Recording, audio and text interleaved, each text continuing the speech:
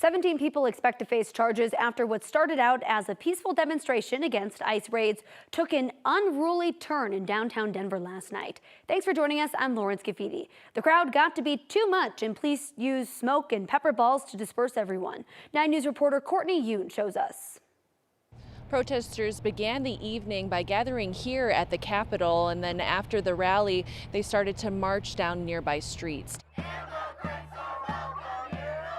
Protesters were holding signs and flags that said things like "Abolish ICE" and "No human is illegal." Demonstrations and protests started over the weekend in LA as people began speaking out against immigration enforcement raids. This prompted President Trump to mobilize National Guard troops and Marines, despite objections from California Governor Gavin Newsom. Since then, more rallies have popped up across the country. The group of protesters here in Denver yesterday evening began marching down the streets after the rally at the Capitol. One group made their way south on Broadway to Exposition Avenue. That's where police ordered them to disperse. Denver police say officers gave multiple audible warnings before they deployed smoke and pepper balls to break up crowds blocking roadways around 8 o'clock last night. Around 3:30 this morning, Denver police told us booking processes remain underway, but so far 17 people have been arrested. 7 of them have been charged with obstruction of streets and failure to obey a lawful order. 3 were arrested for graffiti. Another 2 people were charged with second-degree assault to a peace officer. Other charges include interference with police authority, unlawful throwing of projectiles, and failure to obey a lawful order. Denver police say there were numerous reports of people throwing rocks and bottles at officers. Around 10 p.m. last night, there were still protesters walking around downtown with flags and signs, but as of today, the streets are clear. There is another protest planned for this weekend. In Denver, Courtney Yoon, 9 News. The number of protests in U.S. cities has also grown. There have been demonstrations in New York, Chicago, Washington, Boston, Milwaukee, San Francisco, Atlanta, and more. The epicenter of the protests has been Los Angeles since last weekend, and demonstrators were active again last night, despite the curfew and the National Guard being there. And while city officials say the vast majority of people are following the law, there were still confrontations with police. Protesters briefly got onto one of the city's busiest freeways, and more businesses were looted. Nearly 200 demonstrators were arrested.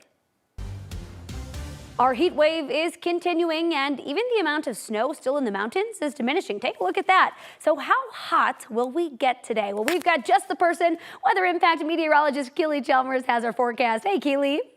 Yeah, good afternoon. Temperatures in the mountains in the 70s once again today. So it's going to be gorgeous to get up to the high country and take in a little sunshine and warmer weather. Here at the lower elevations, we're talking about highs in the upper 80s and 90s. Partly cloudy to start your day. 84 degrees. That is our current temperature right now here in downtown Denver. Winds are light out of the south-southwest, only about 3 miles per hour.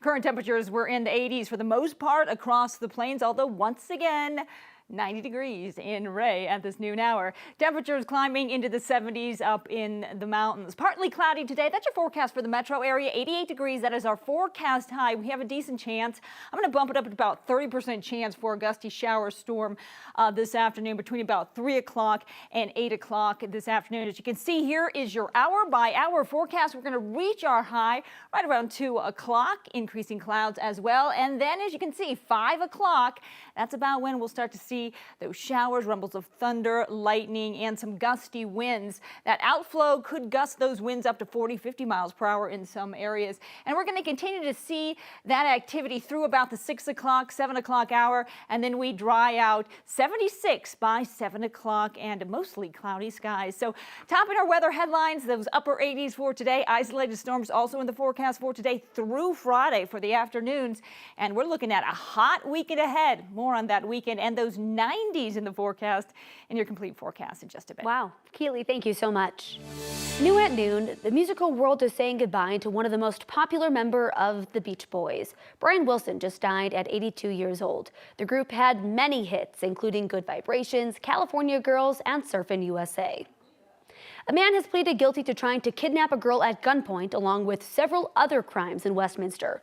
Westminster police say Jeremiah Mullins pointed a gun at a girl on her way to school back in October and then told her to get into his car or he would shoot. She said that she had some money in her backpack. He grabbed it and drove off. Police say he later tried to steal a woman's car, used a gun to steal a man's phone and wallet, and used a gun to try to get a woman to give him her car keys. His sentencing is set for the end of July. Police in Littleton are looking for several people seen on video throwing rocks and smashing windows of parked cars. It happened in the Aberdeen Village neighborhood on June 2nd. Police say at least 8 cars were either totaled or significantly damaged. If you know anything, give Littleton Police a call.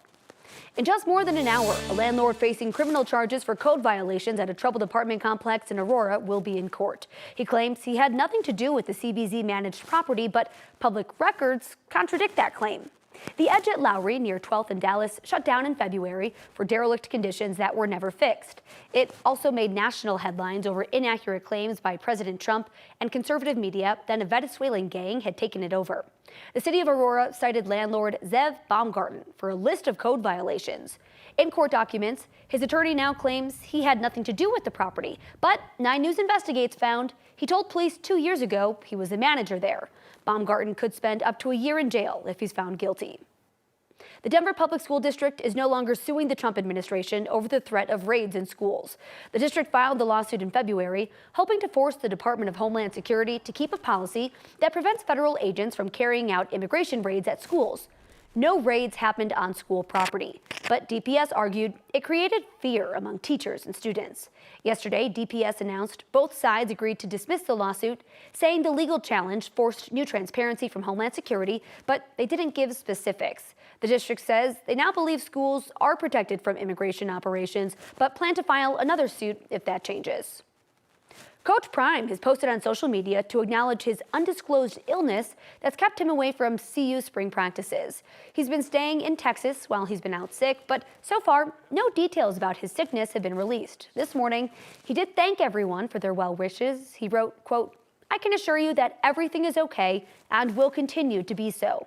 He went on to say, quote, "When we arrive back to Boulder, you'll be updated on everything."